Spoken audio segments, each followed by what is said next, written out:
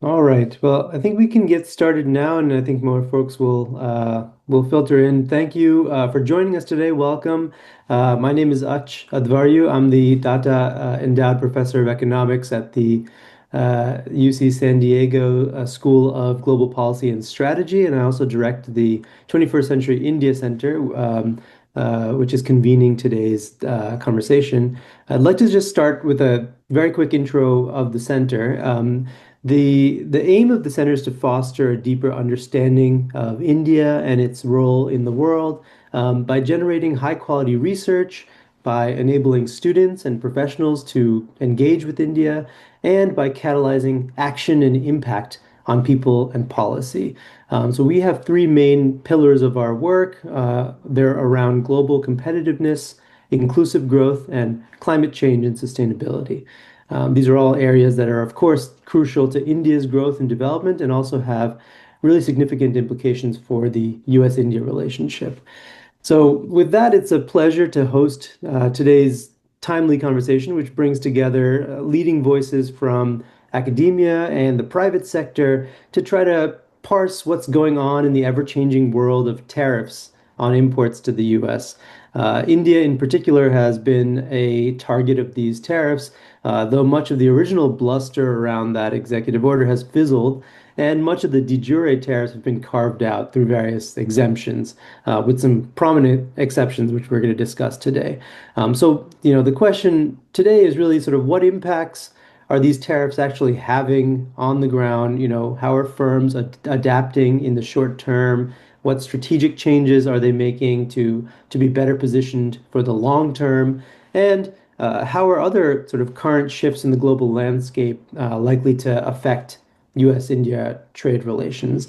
And to help us unpack these the answers to these questions, drawing on their expertise and experience, we are joined today by an amazing group of panelists. So I'm just going to briefly introduce them, and then we can dive right into the questions. Also, just note, by the way, that we also invite audience questions, and to do that, you can just use the Q&A feature on Zoom. So with that, just let me intro our panelists. I'll start with Anant Ahuja. Anant is the Director of Environment, Social and Governance at Shahi Exports, which is in India's largest apparel manufacturer, which employs over 100,000 people. Fun fact, the Shahi was founded by Anant's grandmother back in 1974. An amazing woman-led company and a growth success for India. Shahi has always prioritized women's employment and advancement. Since 2012, Anant has driven innovation and strategy, aligning business growth with social and environmental impacts at Shahi. And Shahi is really a leader today in that space globally amongst garment suppliers. He also founded Good Business Lab, which is a nonprofit organization that works at the intersection of worker well-being and business interests. He sits on the board of the Better Buying Institute, which aims to improve industry purchasing practices, and DXM, which is an on-demand manufacturing technology platform. So welcome, Anant. It's a wonderful pleasure to have you here. Gaurav Khanna is our next panelist. Gaurav is the Associate Professor of Economics at UC San Diego's Policy School. He's also an illustrious affiliate of our India Center and a non-resident fellow at the Center for Global Development. He's also an editor at the Journal of Labor Economics, and his research is extremely relevant for today in that it focuses on understanding the dynamics of supply chains, but he also does a variety of other work related to the US-India partnership, including on high-skilled migration and the H-1B visa, as well as a variety of other migration and education-related work. Prior to joining UC San Diego, Gaurav worked at the Center for Global Development as well as the World Bank. It's wonderful to have you here, Gaurav. Finally, we have Marc Andreas Muendler, and Mark is professor and also the chair of the economics department here at UC San Diego. He's also a research professor at the IFO Institute in Munich and a guest professor at the University of St. Gallen. as well as an associate at the NBER. He published a variety of leading economic articles on the origins of globalization and the consequences for local industries and labor markets, as well as in the fields of trade and information economics. He's consulted with various international organizations, including the WTO and the World Bank, as well as for the government in Brazil and Germany and the United States. He also founded and directs the Globalization and Prosperity Lab at UC San Diego, and this is something we're going to dive into in our conversation today, the work of that lab. So we're so glad you could join us, Marc. Thank you. So with that, everyone, thanks for being here. Let's jump right in. I'm going to start with Marc with a little bit of the macro picture. So Marc, you and your collaborators at the lab have developed a quantitative trade model that analyzes sort of global trade flows, essentially mapping how tariffs might and other trade barriers might impact trade across countries. And one of the great things about that work is that you can use that then to, in real time, kind of predict what the impacts of various tariff regimes might be. And it turns out in this era of uncertainty around U.S. Policy on tariffs and lots of policy changes over the past year as the Trump administration has made. That's very, very useful, that kind of prediction. So, we're seeing that playing out in a huge way right now with tariff uncertainty, from French wine to, potential duties on South Korea and Canada. This is kind of becoming a defining feature of trade with the U.S. So beyond the immediate financial costs, could you tell us a bit about kind of, what do these models predict? What are these fluctuations and the underlying uncertainty that has been injected into the global system as a whole kind of do to trade? And since you're kind of uniquely positioned to answer this, given your quantitative research, maybe you could walk us through also, the model in sort of layman's terms and how it can help to explain some of these questions with real numbers and predictions for these kinds of shocks like we're seeing right now. Thank you, Arch. It's a pleasure to be here. These are many questions, and it'll be a while to unpack. But you also asked us before to be short, so let me use the occasion to be somewhat more academic and be honest. The GP Lab has the idea that we bring in the demand of real-time policy analysis, as you call it, real time, and combine it with what actually rigorous academic research models can deliver. Right. And that's also true for, say, the simulation models that the World Trade Organization and others use. While we can feed in questions real time and simulate now with modern tools quickly, what are the labor market consequences? We can even look state by state in the United States now. Amazing. I think, got to be all honest that the typical horizon at which we can predict changes is maybe 2 to 3 years out, and not on a monthly basis. And you may have watched us to become a little more silent than we thought we would be. The policy changes are so many that it is hard to really anticipate what kind of scenarios and combinations we need. And we've looked at the longer term picture. And here's one reason why it's so hard to actually make these predictions now precise. And it goes to your question about consequences. The Financial Times characterized some of the tariff policies in the Trump administration as taco. That is a strong announcement, sometimes temporary follow through, and then reversals in the tariffs. Right. That for one, prompted foreign countries not to retaliate, so that actually makes simulations easier. But it also means that firms that predict for themselves when they will need what product, they will use inventories to smooth things out.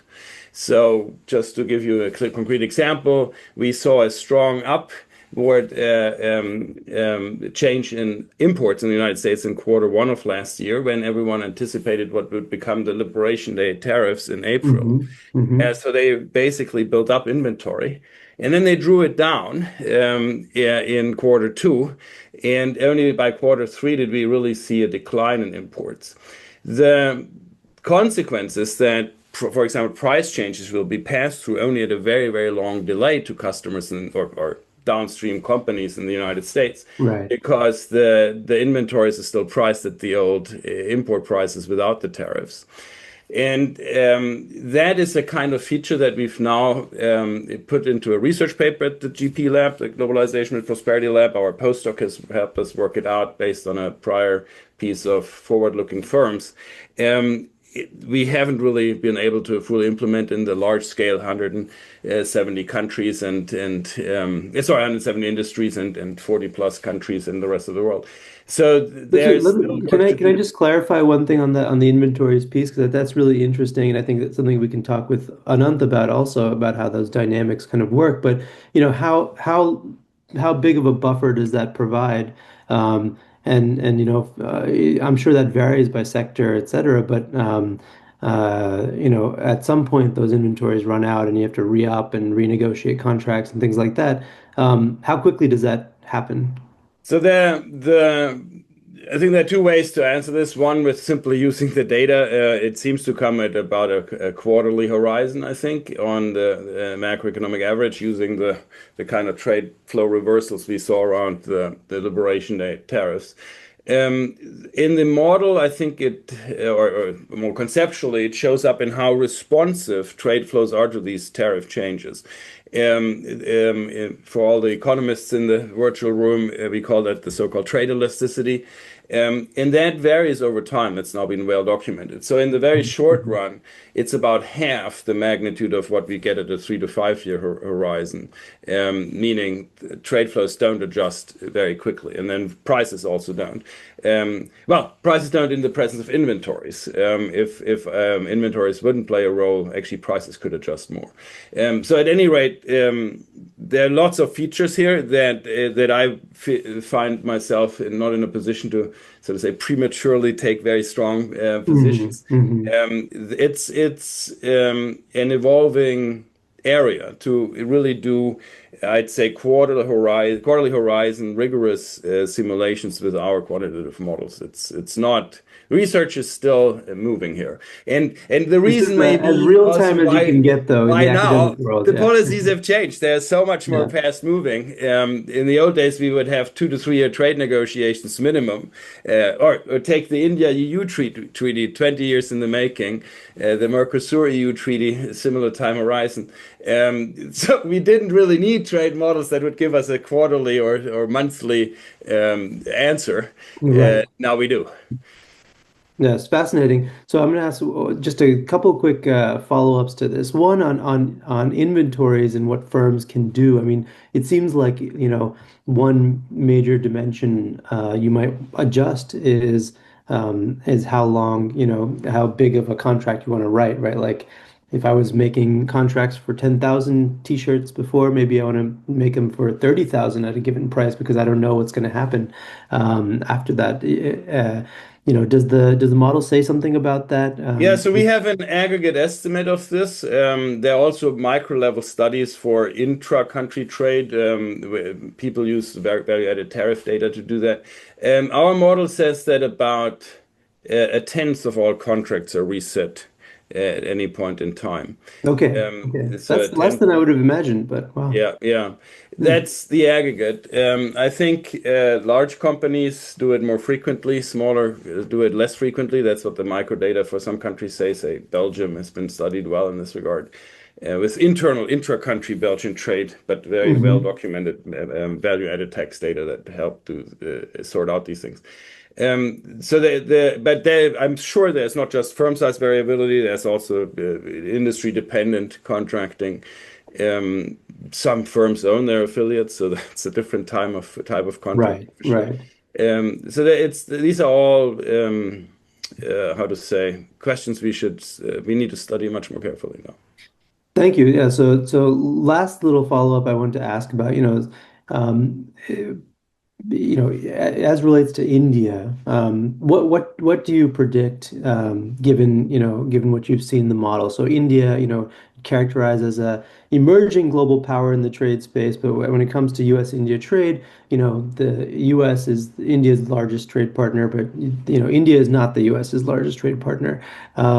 And India might find itself in a little bit of a difficult spot in terms of negotiating, or potentially retaliating. Tariffs are already sky high, in India, for many goods, and remain higher than the rest of the world. What does the trade literature and or your model say about kind of a mid-sized player like India and what response it can have, both in the short term, in terms of kind of retaliating? Is it that India is just going to take the best deal it can get right now and not worry about, potential threats, or is there some reasonable realm in which India could retaliate? And we've already seen this in the gestures, at least, coming out of the top players in the administration in India. But there's a lot of movement towards, reaching out towards Canada, reaching out to the UK, to the EU, to, potentially to China. So, how quickly would we see a shift or realignment in trade flows with India? So the predictions depend on all the other questions you actually asked, namely what might India do in terms of retaliation. So it's very hard to make a kind of or go through all the possible scenarios and have a condensed answer. I think the simpler question you asked was should India retaliate or other middle powers? And I think Mark Kearney's remarks at the at the World Economic Forum in Davos really highlighted the strategic outlook for these countries, Canada in his case, and India in ours here. Um, um, Retaliation used to be a tool that the economists thought as in the strategic interest of countries. They are costly to put in place. So think of it Right. this way: if the other country puts rocks in their port so that your goods don't make it there as easily, it's not sensible to also clog your own port with rocks and make incoming trade for you hard. It's very costly. So retaliation is a suboptimal tool. If you want to compare Mm, it to war, going to war is costly. Your own troops are going to be exposed. So same with trade conflicts. So not retaliating means allowing the other country to get away with in this case, harmful tariff, but it's also harmful to the country that imposes the tariff on itself. So we can show in our GP Labs model that how across almost every U.S. state, there's actually a loss in real incomes for every average resident. wow. Not even the kind of the Rust Belt states see really an uplift in real income. They see some employment go up, but at the cost of much reduced incomes. So retaliation does the same thing to the retaliating country. It hurts. So it is helpful, or it used to be a strategic tool, because the thinking went that by retaliating, you'll induce the other country to actually stick to the path of lower tariffs and mutual Right. This benefit. was a game, and yeah. Exactly. Now, if you play with a player that may not always be fully rational, or pack together many, many different, mostly emergency rationales for why Hmm. tariffs should come, from geoeconomic to purely strategic matters, for example, retaliation also becomes a much less useful tool because it is unclear that it will actually lead to the goal, and it's costly to yourself. So I think it is understandable that the EU has completely abstained from retaliation until recently. The kind of strategic Greenland question over how to respond to the United States ambitions to take on over that territory from Denmark. Until then, the EU did not want to retaliate, and I think it shows also the incentives for others. And India didn't really choose to retaliate. Instead, it did what I think Mark Carney made so clear elaborately at Davos. Hmm. It sought trade agreements with other middle powers. So the UK, you mentioned, Australia, New Zealand, as far as I recall, and now the EU in a remarkable trade agreement. Yeah. There also we see a lot of pragmatism. These are not trade agreements that we thought would come about now 10 years ago with lots of environmental measures and labor standards included. They're purely trade based again, and limited to areas where agreement is easy to find. So I think garment is actually excluded, if I brought it up earlier, in parts of the deal. So the trade agreements, I think, are among non-US trade partners are what we'll see way more. And the EU is pursuing a similar strategy. And so is Interesting. So, to summarize, strategic retaliation with increasing tariffs for imports into India from the US, probably not a great idea and not a great tool, but realigning and, creating more bilateral agreements with other major, trade powers, is actually effective, and that's what we're going to see happening. And that's relatively quick, actually. We're seeing that, as a rapid response, mechanism here. Very interesting. Thank you, Mark. We're going to move to the practical side of theory. And we're going to talk to Anant about Shahi Exports and the experience so far, because Shahi, as I mentioned, is one of the largest garment houses in the world, garment suppliers in the world. It's the biggest exporter in India, and it has a massive business presence with the U.S., doing tons of business with U.S. multinationals and brands. There's a lot of talk about exemptions and carve-outs and taco, but garments have actually been hit, both by direct tariff increases and these sort of Russian oil surcharges that the Trump administration has put on India. So, as someone on the front lines of all this, and as Shahi is the largest, in this space being affected, this is like almost like a Shahi specific tariff that we're talking about with Yeah. respect to garments. What does this actually look like on the ground? How have these shocks kind of impacted the day-to-day operations and the ability to fulfill, these contracts that you already have in place with U.S. buyers? Let's take that question on first, and then I'm gonna, prod you on some other, longer term stuff. Yeah, absolutely. Thanks so much, Ach, and thanks, Mark, for all your insights. I think, yeah, you already set it up correctly. Shahi's, a 50-year-old company. In that time, we've grown to do about $1 billion of revenue, and 55 to 60% of our revenue is from the U.S.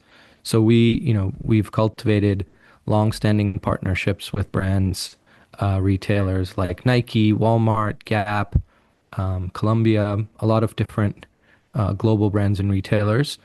And so for us, the tariff was, uh, like you said, it was, you know, it had a huge impact on our on our business, and made us rethink a lot of things in terms of strategy. Um, eh, our immediate response was we realized that we didn't, we spent so many years cultivating these relationships with our customers. So we didn't want to lose that continuity of business. At the Right. same time, we operate 50 factories. These factories employ 100,000 full-time workers. So there was definitely concern about job protection. We didn't want to have these factories run idle. So what we offered to our U.S. customers to prevent any disruptions or sourcing shifts was that we would absorb half the 50% tariff.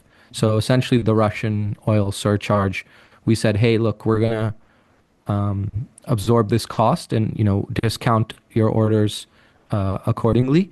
And then that way the brands, our customers, only had to adjust to the other 25% Right. tariff, which was slightly higher than some of their other sourcing destinations, but still manageable.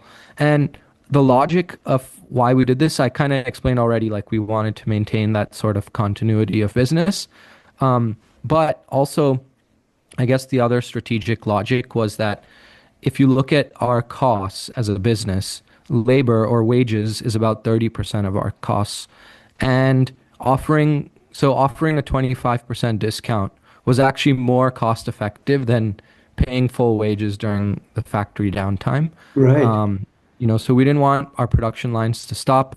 And we kind of had the view, and we still do, that we're optimistic that some sort of trade deal will be arrived at eventually.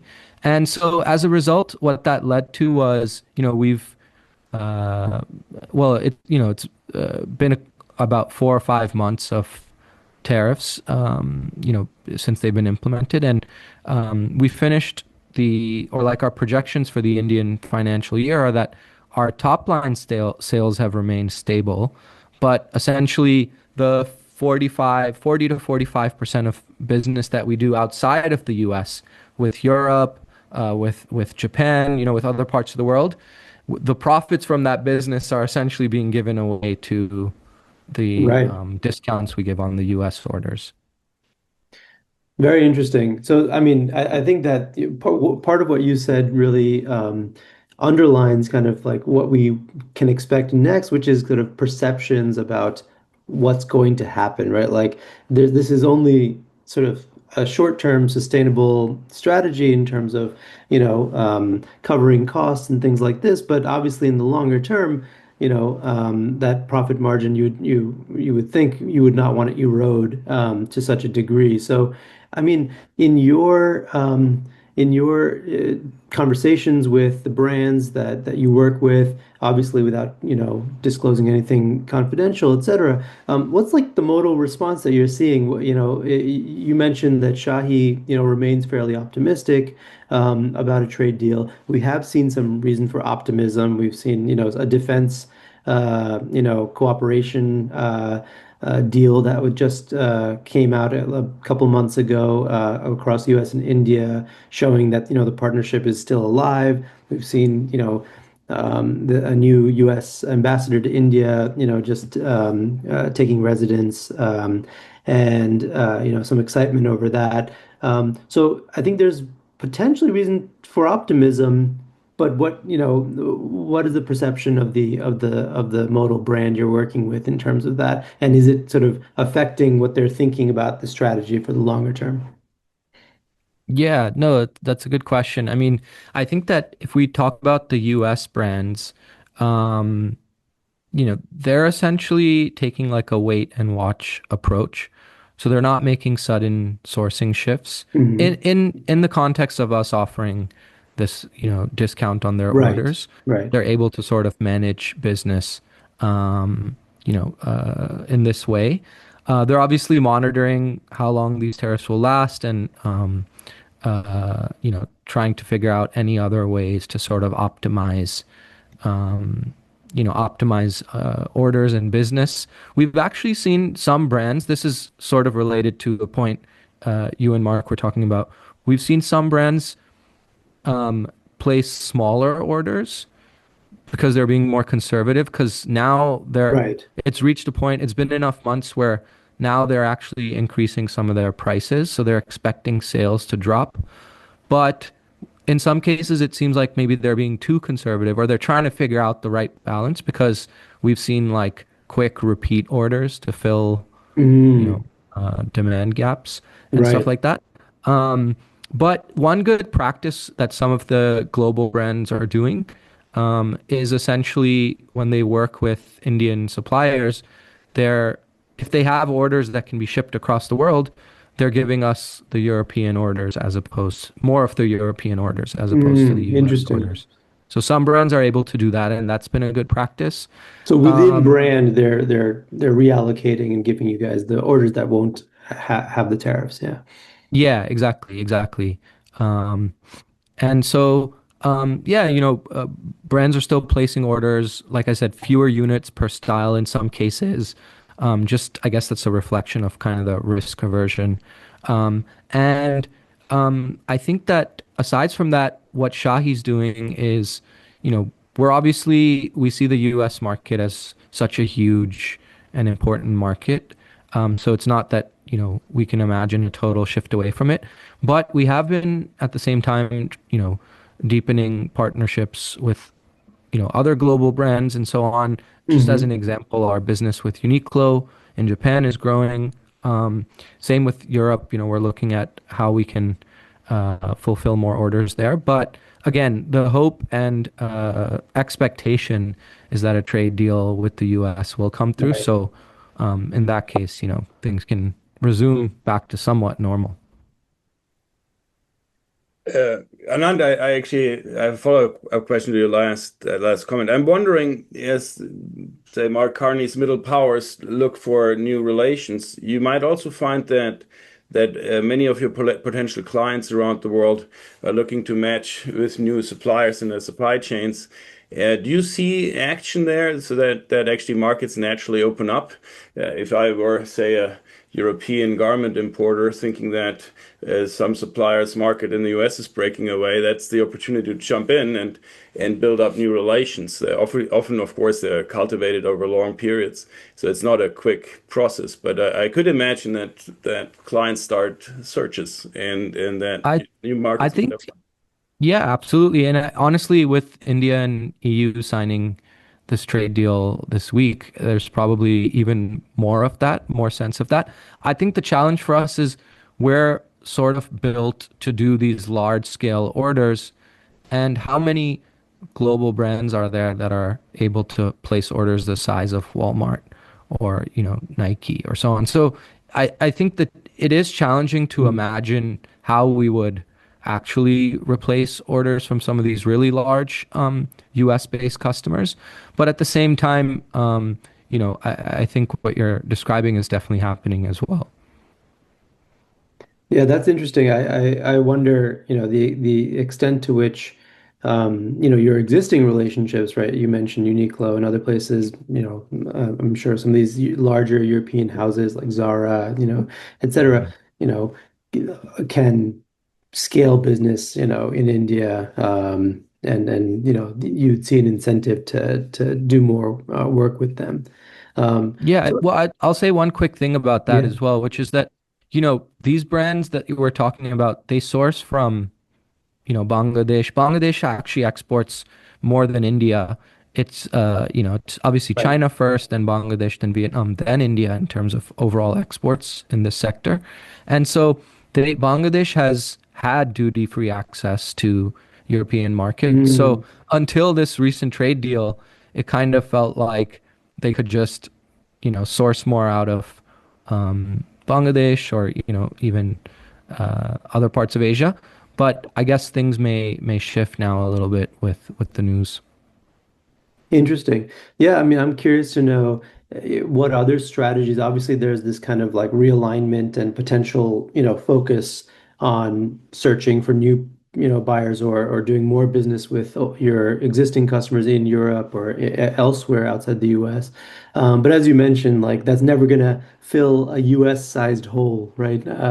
In your exports. So I guess, are there other strategies that Shahi's looking at, in terms of diversification or moving up the value chain?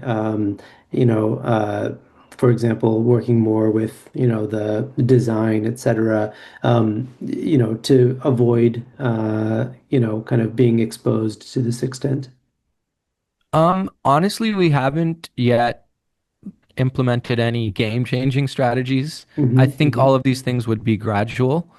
And like I was saying earlier, it's really only been 4 months of Yeah, the tariffs being active.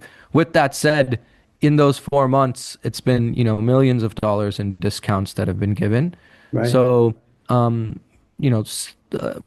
so at this point, I think we were just trying to stabilize our business partnerships and not, like I said, it's not necessarily easy to enter the vendor matrix for a Nike or a Walmart or, these large brands. And so I think it's important, or it was important to us to make sure we had their trust and Yeah. partnership secured. But as we go forward, we're obviously monitoring the situation as close as we can and seeing what possible strategies. I think the way Shahi's set up, we have, 50 factories, four textile mills.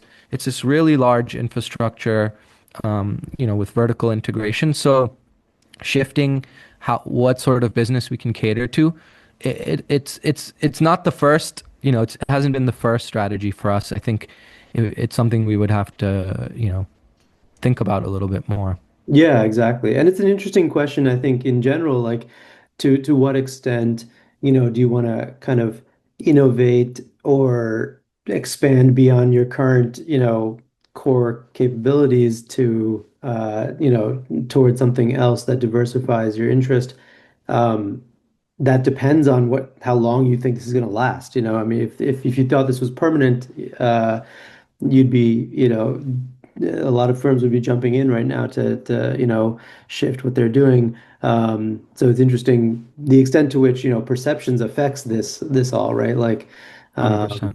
yeah, yeah.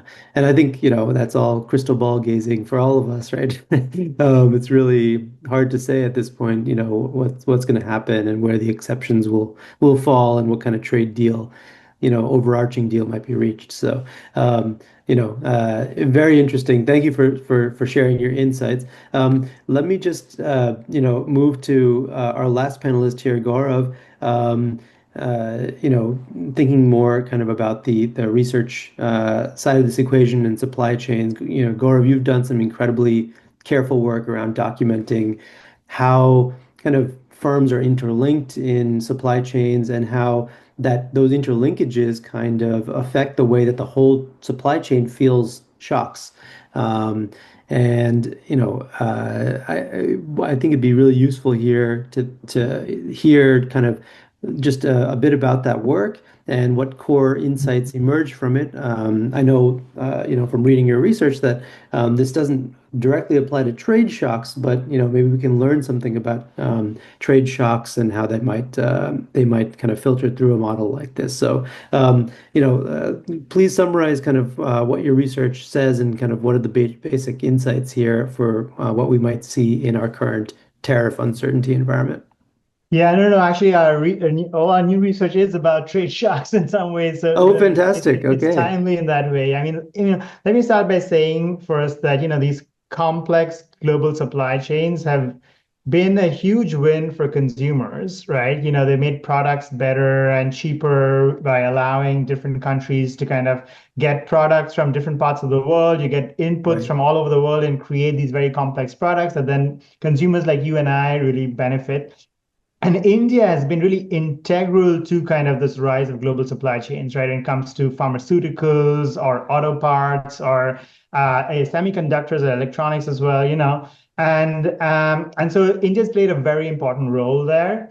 But these benefits, of course, come with a downside, and that's the risk, right? So if there are bottlenecks that arise or tariffs that arise in a certain that are targeted to certain countries, then that affects the entire chain, right? And that then kind of Right. amplifies down the chain to downstream companies and to consumers, right? So if the cost of upstream inputs goes up, then these higher costs get passed down the chain, Right. and then you see in our research, Mark was mentioning the Belgian VAT data, but our research is using the Indian GST data, which is essentially, we think is better than the Belgian VAT data because it actually has very detailed product codes and everything. But you actually see in our research that these downstream companies don't adjust easily. They find it difficult to find alternative suppliers, alternative customers. And part of it is, switching suppliers is hard when there are these shocks, right? It's because inputs are specialized, relationships are long term. You build kind of a relationship capital. Mhm.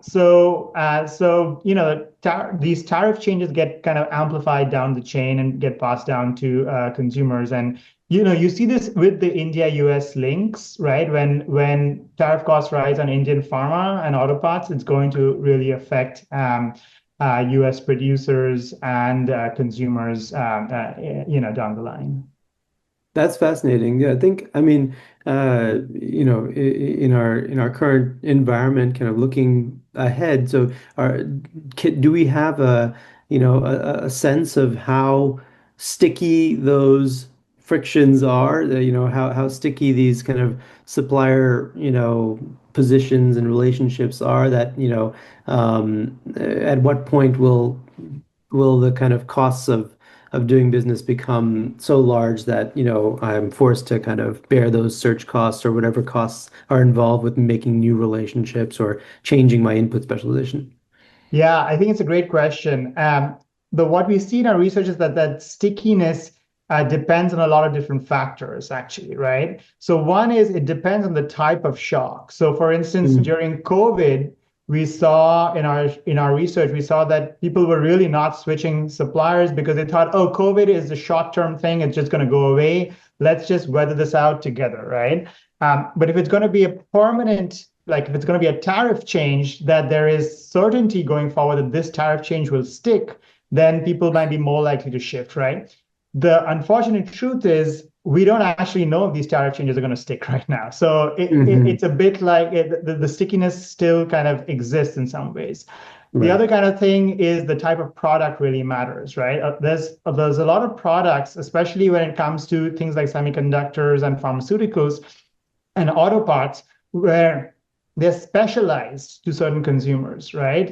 You can't kind of get. It's not easy to produce the exact same product, right? Yes. From someone else, right? So and that's true in garments as well. I mean, every order is like particularly, created for a particular buyer with a specific design and all that, right? So you can't go ahead and sell some of those to, another buyer.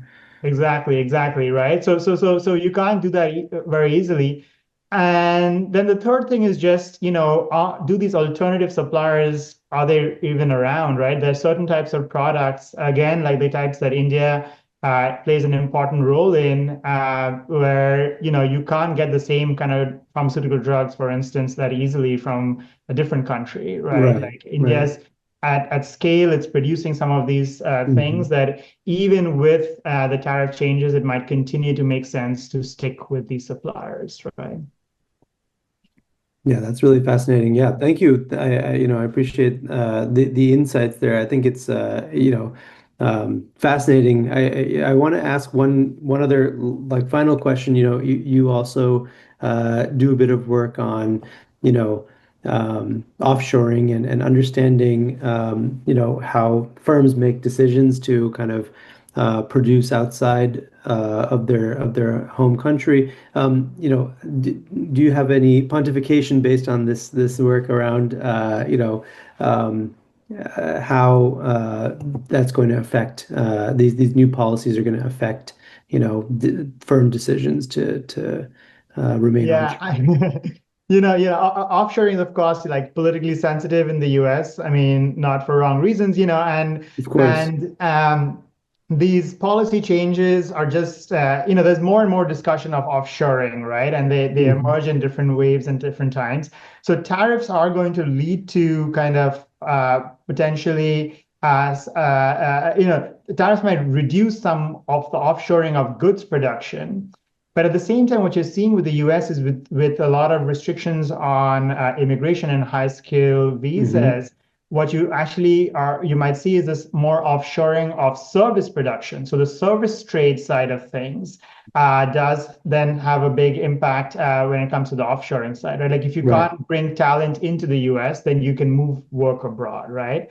And India is really central here, through these large global capability centers. The GCCs are becoming more and more important, with software engineering and R&D production. And US companies are seeing that they're also expanding outside of the GCCs, right? Like you see it in Bangalore, Hyderabad, but also like Google opening a campus in Vizag, for instance, right? So you see a bunch of that happening. So even if the goods trade slows down, the services trade might continue to grow. And, the US-India private sector relationship is really quite crucial in this case, right? The other thing that I wanted to mention that, is that, in our research, we're seeing, for instance, that with all of this kind of tariff uncertainty, right? Uncertainty is really the big problem here, right? Like if you just raise tariffs and you said, okay, this is for sure going to be the tariff change going forward, firms would know how to adjust and create new relationships. But uncertainty is really the big problem here, and that slows down what everyone's just stuck saying that, oh, I don't know, should I expand, should I invest, should I just not do anything? And what we're seeing is that slowly there is some more diversification going on, right? Where it takes time, of course, but the diversification sometimes can help India in the sense that when trade tensions with China are going up, US suppliers might try to kind of shift production a bit to India, right? You see that with Apple opening up their Right. high-end manufacturing in India. Not as much as one would have expected after the 2018 tariffs. A lot of it happened, production was shifted to Mexico rather than India. You still see some instances, like Apple is the most recent example, right? With the iPhone production shifting to India. Right, right. I think, Carolyn Freund, the dean of the policy school, also done a bit of work on this sort of shift away from, China, and documented that, India's Right. To not very Vietnam and Mexico. not very Yeah. big, yeah, recipient of that. Um, yeah, so thank you for the insights, everybody. I'm gonna just turn it over to some of the audience questions now, and leave some time. So if those of you, if you've got questions, go ahead and type them into the Q&A, and I can call them out. We've got two questions here for Anand. So maybe let me take the first one first. Shashwat Kumar here asks, have U.S. tariffs led to job cuts at your firm? And what support has been offered by the government of India and state governments to businesses affected? How has the government intervened in, if at all? Yeah, it's a good question. I mean, unfortunately, they don't have like furlough schemes or that kind of support. So, and for firms also, to be honest, it's quite challenging to let go of workers, right? The labor laws, the way that they're written here. And not to say that that's our intention, like, one of the main uh ideas of our, going when we were strategizing was how do we sort of prioritize business continuity and job protection. So Right. we've been able to do that, like we haven't had to scale down our operations. But to Gaurav's point, the expansion, new factories that we were looking to build, we've put a lot of those plans on pause. And the other thing in terms of like the uncertainty, it does create operational complexity beyond just the costs, like beyond just discounting, both from the point of view of like, okay, should we build this new factory? When should we build it? Do we have Mhm. orders for it, etc. But like even in the actual production, right? Like apparel manufacturing runs on long lead times, so it takes like 90 to 150 days from fabric booking to shipment. And then suddenly, if in the Wow. middle of that, you're like dealing with these tariffs. So, there's a lot of, I think that that's been like one of the less visible impacts. But the day-to-day planning, the uncertainty that this has all brought has definitely been challenging as well. Yeah, and that's interesting. Obviously, I've done a lot of research in this space, so I've gotten um, more familiar than I ever thought I would with the government production process. Um, Thanks in part to Anant and his educating me. I think uh, the idea that these customers would be negotiating for smaller orders makes a lot of sense in some sense with regard to the uncertainty that they face, and they don't want to kind of be on the hook for a huge amount of order. Um, but I do think that affects productivity, quite dramatically. Like we've documented in research that there's a huge learning curve for producing any particular order. Like a shirt of this kind, with these specifications, etc. Every time you make one of these, there's a learning curve, and the first week or 2 weeks of making the order is suboptimal productivity. So short, and I think, as you said, Anant, there's reasons why Shahi prioritizes these really big volume orders, because then you can work at sort of peak efficiency for a long time, and that means more profit for you guys. So, is that a concern, as you go into this new regime where everyone's making smaller orders? It hasn't been as widespread yet, so I don't think it's Okay. like, I don't know. We'd have to look at the numbers. Maybe you'd know if it's bringing down the overall efficiencies. But I think if I look back at the past few months, first before the tariffs hit, there was this rush to get all the orders shipped out before, so they could arrive before they would be Right, tariffed, right? So right. there was like brands were ready to hold on to large inventory. Now we're seeing like behavior change because there's been some time for tariffs to settle in. Some Mhm. brands have been like quite careful and been ordering slow, but then they'll do these quick follow-up orders. I think, yeah, maybe in the next, few months we'll know better like how this is affecting. If that's a Um, widespread strategy that, yeah, yeah, yeah. exactly. Interesting. So, yeah, and just to follow up on the second point around the government, the central government or state governments, have you seen any, support or conversations around that? And what, if, in general, kind of what would Shahi, um, like in this context? Like, what would be the most helpful from the government in terms of dealing with these shocks? Um, you know, I think like there's just been a lot of conversation about for, private sector trying to understand what the trade talks that are happening are. Um, I think the EU-India trade deal was like a huge win. Everyone was kind of celebrating that.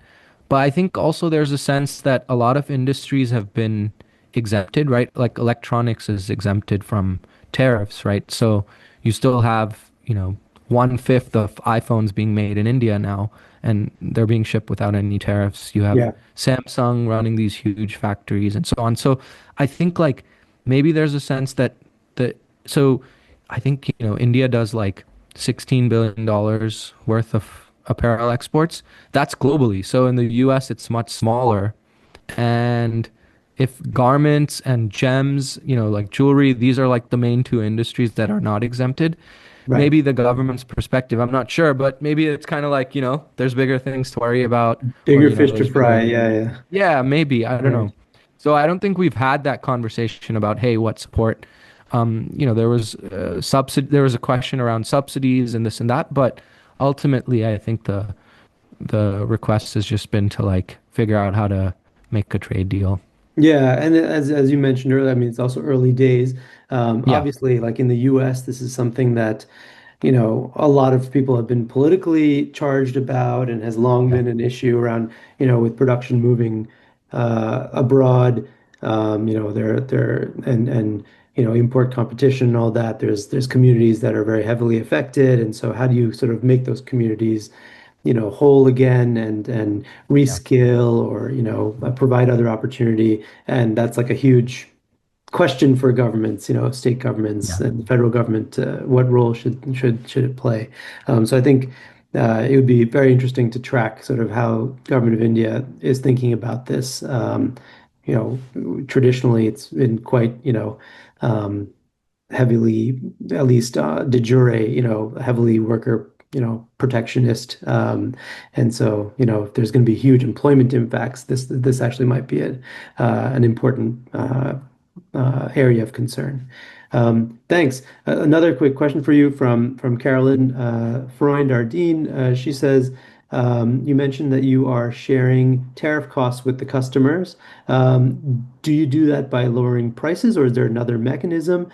Because the growing literature suggests that import prices have been less responsive to tariffs than we expected. So just wondering if there's other ways that you're sharing costs.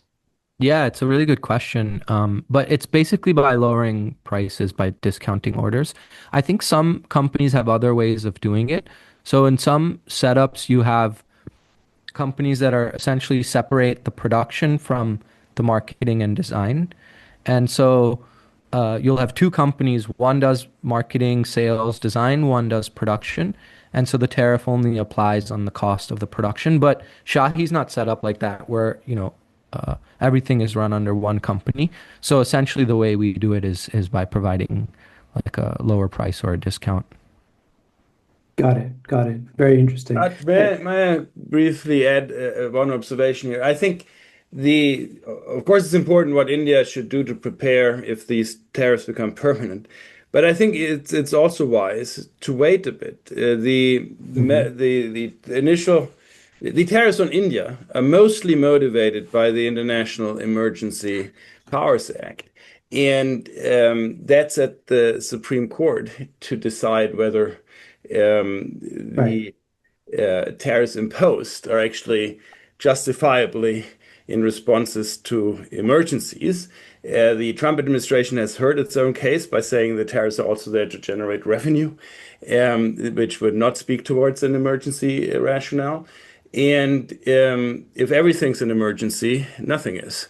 So I'm not a lawyer, let alone a constitutional expert, but it does not seem as if the it's certainly not a zero probability that the tariffs that are imposed on India will be covered by a reversal of what is doable under this Emergency And Powers Act. in that case, there would be like a refund, I assume, as well. Well, that's the next step down. It's not clear how I guess Yeah, of I'm not course. an No, no. expert on the legal Yeah. matter. Yeah, I mean, it's And still they so do much not uncertainty. seem, for an economist, I think the situation does not seem so clear cut legally that we should do drastic measures before there's some clarity at the Supreme Court. Right. And the fact that that decision is looming, is will provide some end to the uncertainty. Although I think there's a lot of talk over, if that avenue is closed, there's some other avenues that the administration might use to continue to impose tariffs. Um, if only to kind of save face, But the others, don't forget, they don't give the president immediate power to act. They require yes. reporting, studies and analysis, and then a multi-agency decision in some cases.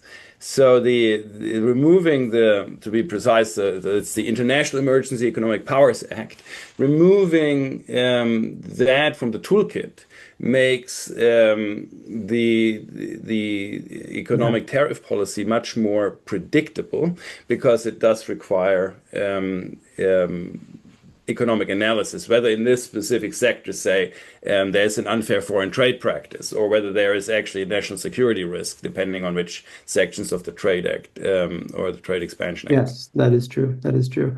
And I should, mention that Carolyn says the Treasury Secretary has said that there are funds for refunds if in the case that the Supreme Court rules in this way. Of course, the actual act of getting money, who knows? But that's promising. I'm just going to take one last question since we're running out of time here. This is for Gaurav, I think. Other than offshoring production, what impact does the limited U.S. visas of professionals and students have on the U.S. in the long term? I know you've done a lot of research on H-1B, et cetera. What effects do you perceive that having if those policies continue to be in place? Well, it's a great question. I think we need another hour We to would, kind of yes, yes. to kind of answer that. But You like, have we have 1 minute, yeah. yeah, I mean, so the immediate impacts are going to be on the tech firms, especially when they're trying to, keep up with the AI race with countries like China. So tech firms are going to be the most impacted. That's going to have impacts on innovation in the US. And as a result, it's going to impact consumers like you and me. We use software in our daily lives, and it's going to kind of affect kind of the new kind of software, the AI that we use. It's going to affect the location of production, that it's going to shift to other countries, maybe India, maybe Canada, maybe China. And it's going to then affect downstream companies in the US. See, the reality is that technology is now an input into production in car manufacturing and banking and so on. And so, the Indian immigrants that were doing innovation in tech kind of had productivity effects downstream in the US, right? And so that had big impacts on US productivity. So a lot of those impacts are going to affect US productivity growth down the line. Some of these impacts will take time to show up, but they can have pretty big impacts. And then, we're at a university. I think the next big set of impacts it's going to impact universities, university revenues. If you don't get international students or can't attract the best faculty, it's going to really hurt universities. Great. Thank you for that succinct answer. I appreciate you summarizing 10 years of research in 1 minute. So I just wanted to say, in closing, thank you to the panelists for making some time today to speak. It was a really, really interesting conversation, and an invitation for all of you to stay engaged with us. Please go to our website, india.ucsd.edu, and find out more. There's a listserv link there, so please join our listserv and subscribe to more of these events. So with that, I'll end and say thank you very much again for attending, for participating, and see you next time. Thank you. Goodbye.